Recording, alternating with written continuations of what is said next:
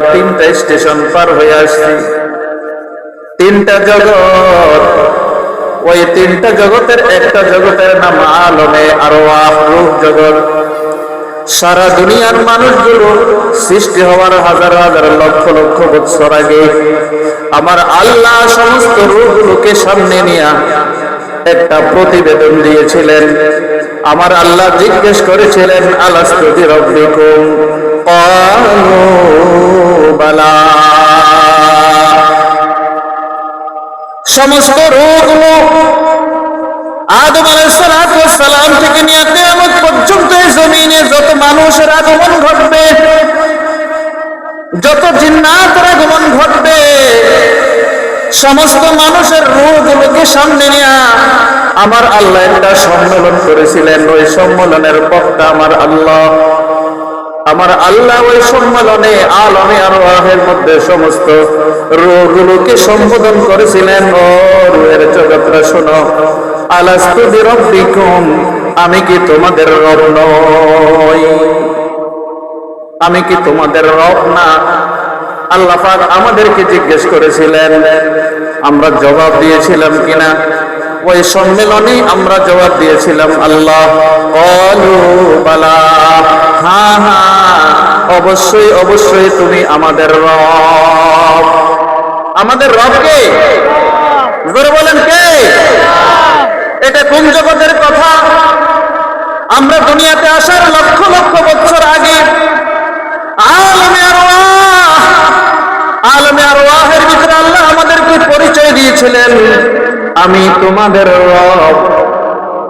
দুনিয়ার মানুষ রব কাকে বলে একটু চিন্তা করে বুঝেন। রব বলে যার উপরে লালন পালনের জিম্মাদারি, লালন পালনের দায়িত্ব, শুধু মানুষের লালন পালনের দায়িত্ব না, বরং গোটা দুনিয়াতে যত মাখলুক, সমস্ত মাখলুকের লালন পালনের সার্বিক দায়িত্ব কার? এ দুনিয়ার মানুষ, তুমি মনে করো শুধু তোমাকেই লালন পালন করে, না না, গোটা দুনিয়ার লালন পালনের দায়িত্ব আল্লাহর। আলহামদুলিল্লাহি রাব্বিল আলামিন। গোটা দুনিয়ার সমস্ত কিছুর লালন পালনের দায়িত্ব আল্লাহর। তুমি যেমন তোমার ঘরে তিনজন সদস্যের লালন পালনের দায়িত্ব পালন করো, মনে করো আল্লাহ পাক রব্বে কারীমের এই জগতের মধ্যে 3 জন না, 5 জন না, 10 জন না, 3 কোটি না, 10 কোটি না, বরং গোটা দুনিয়ায় আল্লাহর যত মাখলুক, সমস্ত মাখলুকের রিজিকের জিম্মাদারি, লালন পালনের জিম্মাদারি আল্লাহ। ছোট্ট একটা টেবিল, এটা সকালবেলা কি খেয়েছে, দুপুরে কি খাবে, রাত্রবেলা কি খাবে, একটা মশা একটা মাছি, তাদের খাবারের কি জিম্মাদারি, সমস্ত কিছু রব্বে কারীম ব্যবস্থা করেন। আজকে নয়, আল্লাহ পাক রব্বে কারীম গোটা দুনিয়াতে যত কিছু আছেন সমস্ত কিছুর ব্যবস্থাপনা রব্বে কারীম করেন। সমুদ্রের তলদেশে ছোট্ট একটা পোকা কিলবিল কিলবিল করতেছে, 100 কিলোমিটার নিচে সমুদ্রের তলদেশে একটা পাথরের নিচে পড়ে আছে একটা ছোট্ট কীড়া, ছোট্ট পোকা। ওই ছোট্ট পোকাটার হেফাজতের দায়িত্ব আমার আল্লাহর, ওই ছোট্ট পোকাটার প্রতিপালনের দায়িত্ব আমার আল্লাহর, কারণ আমার আল্লাহর নাম রব্বুল আলামিন। রব বলে যিনি একের পর এক ক্রমান্বয়ে কোন জিনিসকে বড় করে তোলেন, আর ওই বড় করে তোলার পিছনে যত কিছুর প্রয়োজন, যত উপকরণের প্রয়োজন, সমস্ত উপকরণগুলোর ব্যবস্থা করেন যিনি, তার নাম রব। তার নাম কি? আল্লাহ পাক প্রথমে পরিচয় দিলেন তার নাম রব দিয়া। রব দিয়ে কেন পরিচয় দিলেন? আল্লাহ তো নিজের জাত দিয়ে পরিচয় দিতে পারতেন, আমি আল্লাহ। আল্লাহ প্রশ্ন করতে পারেন, আলাস্তু বিরাব্বিকুম? আমি তোমাদের কি রব নই? এই কথা না বলে আল্লাহ তো বলতে পারতেন, আমি কি তোমাদের আল্লাহ নই? আমি কি তোমাদের ইলাহ নই? এই কথা আল্লাহ তাআলা সেই দিন বলেন নাই। বরং আল্লাহ বলেছেন আলমে আরওয়াহের মধ্যে, আলাস্তু বিরাব্বিকুম, আমি কি তোমাদের রব নই? কেন বলছেন? আলমে আরওয়াহের ভিতরে আল্লাহ রবের পরিচয় দিয়েছেন, রববিয়তের পরিচয় দিয়েছেন। এজন্য,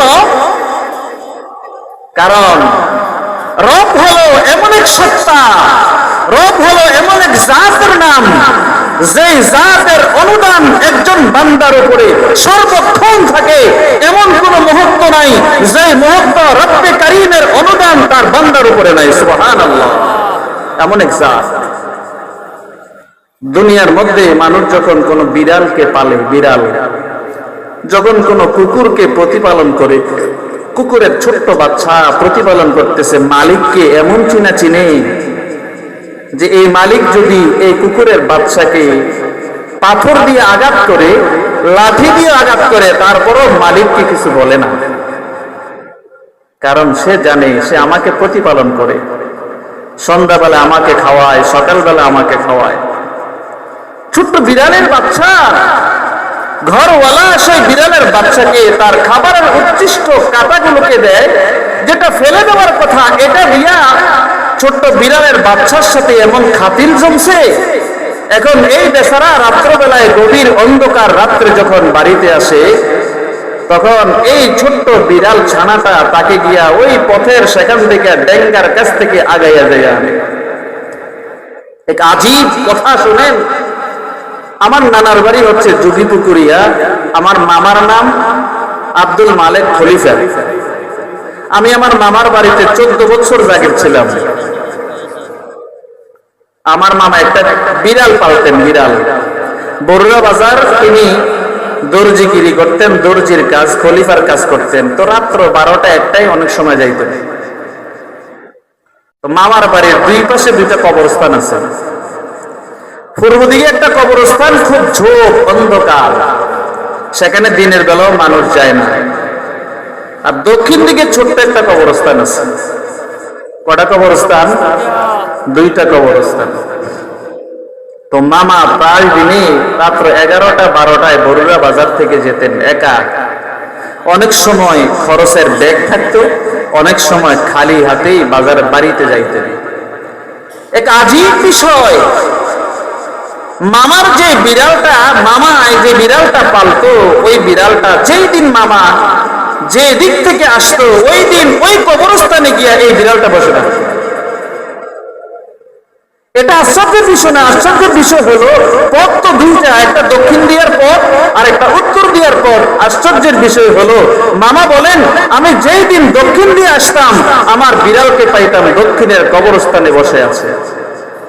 আর যেই দিন আমি উত্তর দিয়ে আসতাম, ওই দিন পাইতাম ফোদ্দার বাড়ির ওই দিক দিয়ে যে কবরস্থান, ওই কবরস্থানে সেখানে এই বিড়ালটা বসে আছে। আমাকে সেখান থেকে পাহাড় বের করে বাড়িতে নিয়ে আসে। খেদমত দেখছেন? কি খাওয়ায় বলেন না? কি খাওয়ায়? কাঁটা খাওয়ায়। কাঁটা খাওয়াইয়া কি খাতিল করছে, কি খাতিল হইছে। দুনিয়ার মালিক তার কুকুরকে ঝুটা খাওয়ানোর কারণে কুকুরের অবস্থা এমন হয়েছে। সাগেরা লোকমায়ে হার গজে ফরানোশ, নগর দবগর জনি সদনো পতর সং, ওগর উমরে নওয়াজি সুফলায়েরা, বকম তর চিজ আয়াদ বাত দরজম। একটা কুকুরকে যখন কোন একটা মানুষ একদিন একটা রুটি খাওয়ায়, পচা রুটি, আবদা রুটি, একটা রুটি খাওয়ায় একটা কুকুরকে, এই কুকুর তার মনিবকে কখনো ভুলে না। 100 বার পাথর দিয়ে আঘাত করলেও কুকুর তার মনিবের গায়ে আঘাত করে না, সহ্য করে। দুনিয়ার ছোট্ট একটা প্রাণী, কুকুর, বিড়াল, দুনিয়ার গরু, ছাগল, হাঁস, মুরগিকে তুমি যখন প্রতিপালন করো, হাঁস মুরগি তুমি মনিবকে ভুলে না। কারণ হাঁস মুরগি জানে আমার মনিব যতই কষ্ট দেখ না কেন আমাকে, যতবার তারাক না কেন আমাকে, যতবার ঢিল মারুক না কেন আমাকে, বিকেল বেলা মনিবের খাবার ছাড়া আমার আর কোনো খাবার নাই। বিকেল বেলা তো আম্বিয়ার মাই আমারে চাল দিব, ধান দিব। যে আম্বিয়ার মা দুপুর বেলা আমারে ফিসা দিয়ে দৌড়েছে, তো বিকেল বেলা তো ওই আম্বিয়ার মা আমারে খানা দিব।